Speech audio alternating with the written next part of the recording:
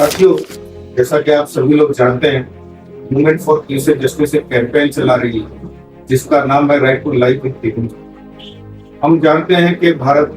का संविधान इस देश के हर नागरिक को इज्जत की जिंदगी देने की गारंटी देता है और ये बात सिर्फ संविधान में नहीं, आर्टिकल 21 के साथ साथ सुप्रीम कोर्ट ने अपने ऑर्डर में भी बहुत क्लियरली कहा है कि इस देश के हर नागरिक को इज्जत की जिंदगी मिलनी चाहिए। लेकिन हम देखते हैं पिछले 75 सालों में जिस इज्जत की जिंदगी की गारंटी दी गई है वो हमको पूरी तरह जमीन पर इम्प्लीमेंट होती हुई नजर नहीं आती। आप अगर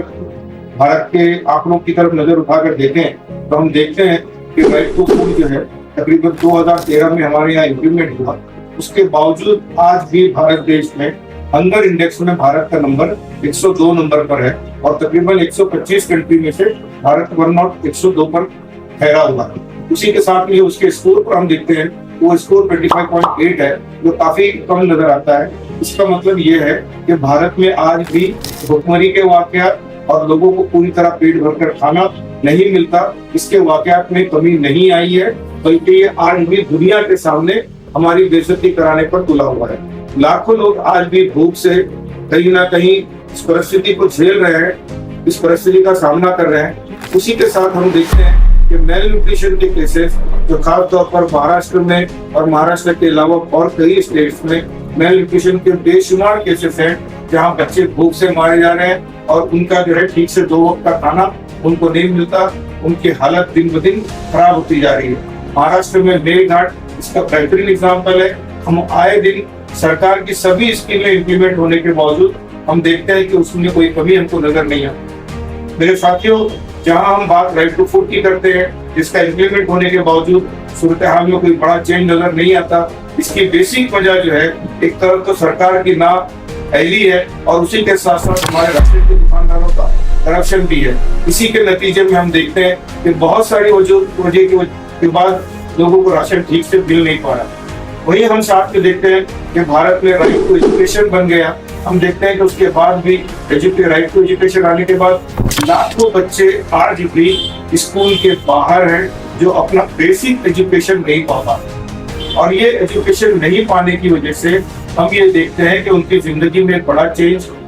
राइट टू एजुकेशन के आने के बाद भी उनकी जिंदगी में जो चेंज की उम्मीद थी वो हमको आती हुई नजर नहीं आ रही, क्योंकि प्राइमरी एजुकेशन में कई जगहों पर स्कूल में टीचर अवेलेबल नहीं है, स्कूलों की हालत खराब है, वहां पर जो है वो पढ़ाई के सारे निजाम गरम भरम हो चुके हैं। ऐसी सूरत में बच्चे स्कूल छोड़कर बाहर ज्यादा नजर आते हैं, जिसके नतीजे में हम ये देखते हैं कि स्कूल के बच्चे जो है वो पढ़ाई से दूर हो रहे हैं और हमारा प्राइमरी स्कूल का ही ड्रॉप आउट बहुत ज्यादा है। उसी के साथ साथ हम देखते हैं कि प्राइमरी एजुकेशन के साथ में क्वालिटी एजुकेशन की जो बात हम गारंटी देते हैं, हम देखते हैं कि भारत में क्वालिटी एजुकेशन भी एक सीरियस इशू है। अब तक हमारे पास जब प्राइमरी एजुकेशन कंप्लीट नहीं हुआ तो क्वालिटी एजुकेशन तो अपने आप में एक इशू बना हुआ है। उसी के साथ साथ हम ये भी देखते हैं कि भारत में हेल्थ अपने आप में बहुत ही सीरियस मुद्दा है। जहां भारत में 1000 लोगों पर 3 बेड कम से कम होने चाहिए थे, आज भी भारत में सिर्फ 0.5 बेड अवेलेबल है। डॉक्टर्स की टीम अवेलेबल नहीं है, ट्रेन नर्सेस अवेलेबल नहीं है। अगर हम किसी प्राइवेट हॉस्पिटल्स की तरफ जाते हैं तो इतना पैसा लगता है कि जिसमें हमारे घर की सारी चीजें पूंजी जो है वो खत्म हो जाती है। आज भी भारत की जनता अपने जेब से 47% पैसा देकर तब कहीं जाकर अपना वो इलाज करा पा रही है। आप देखेंगे कि सरकार की जो हॉस्पिटल्स हैं, चाहे वो प्राइमरी हेल्थ सेंटर से लेकर स्टेट गवर्नमेंट के हॉस्पिटल तक, वो लगातार इतने बर्डन है, उसके ऊपर इतनी गलती है कि एक बेड पर 2 और 3 पेशेंट को रखकर ट्रीटमेंट किया जा रहा है। इतना ज्यादा पॉपुलेशन और इतनी ज्यादा हॉस्पिटल की कमी की वजह से हम देख रहे हैं कि हमारी सरकार इस पर ध्यान कम और दूसरी चीजों पर हमारा ध्यान बहुत ज्यादा है। नतीजे में जो है लोगों को स्वास्थ्य की सुविधा ठीक से अवेलेबल नहीं है।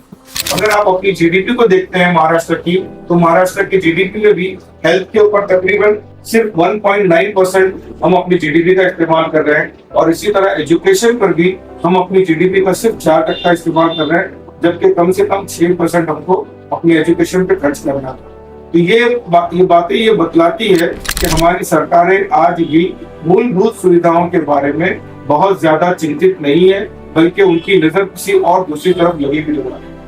इसकी वजह से हम ये देखते हैं कि आज कई सालों बाद भी भारत देश में ये 75 साल बाद भी अगर आप ये कहें कि वो इज्जत की जिंदगी जो भारत के संविधान ने हमको दी है, आज भी हमको वो मिलती नजर नहीं होती। और आज भी हम उस परेशानी के साथ में, चाहे वो हमारे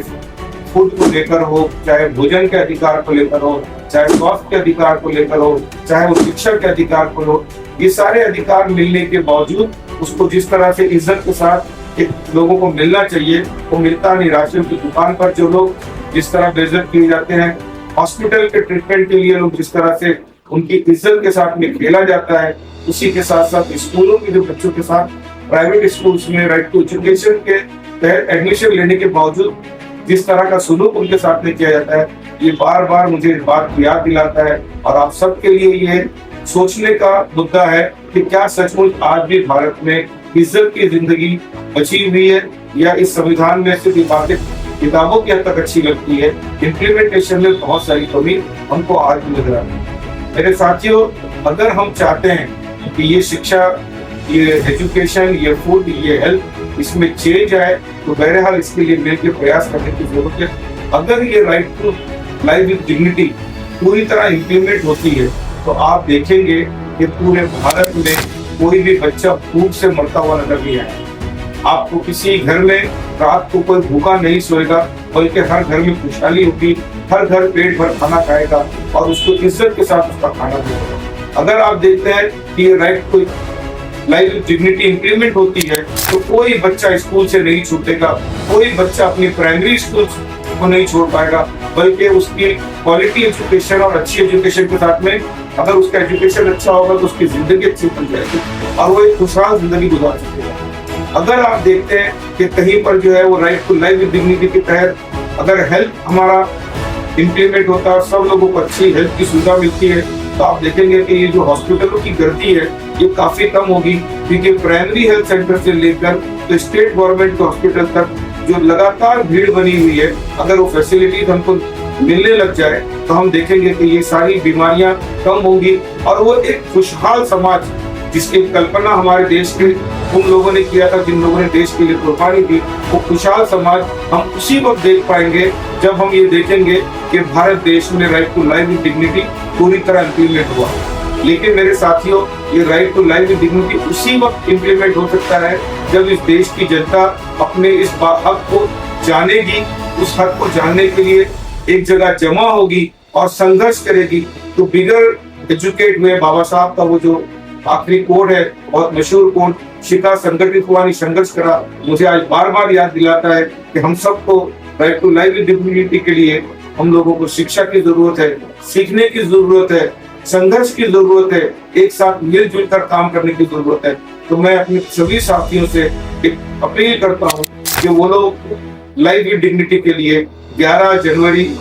2026 में हम औरंगाबाद में वंदे मातरम सभागृह के अंदर एक प्रोग्राम को ऑर्गेनाइज कर रहे हैं जिसमें देश के जानी मानी हस्तियां जमा होंगी और हम मिलजुल कर विचार विमर्श करेंगे और नए सिरे से एक संघर्ष की शुरुआत करेंगे जो मिलजुल कर इस देश में right to life with dignity को इम्प्लीमेंट कर सके।